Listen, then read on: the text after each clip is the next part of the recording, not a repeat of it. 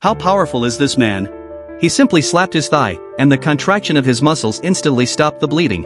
Despite his severe injuries, his momentum did not wane.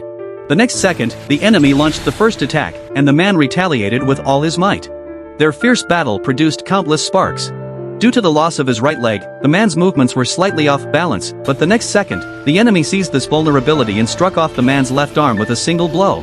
From the start to the end of the attack, it took only a minute to determine the winner.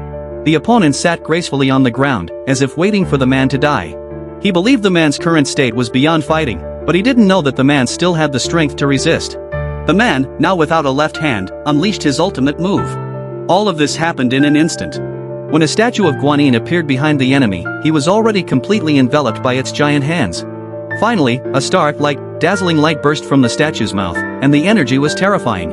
After such a powerful attack, the president was now like a withered tree, struggling to support himself with his right hand on the ground. The two large wounds seemed to have little blood left to flow, and his eyes were lifeless. But at this moment, the enemy's voice came again from the darkness. He had deep wounds all over his body, but compared to the man's injuries, these were nothing. This made the man feel despair, and the man's strength also showed the enemy the limit a single individual could reach. However, he claimed to be the ultimate being of the universe, and humans could not be compared to him. But he underestimated humans.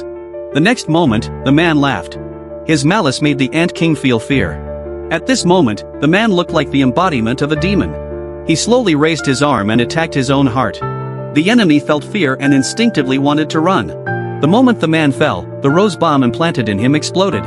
Accompanied by a white flash, a huge explosion sounded, and the shockwave spread in all directions.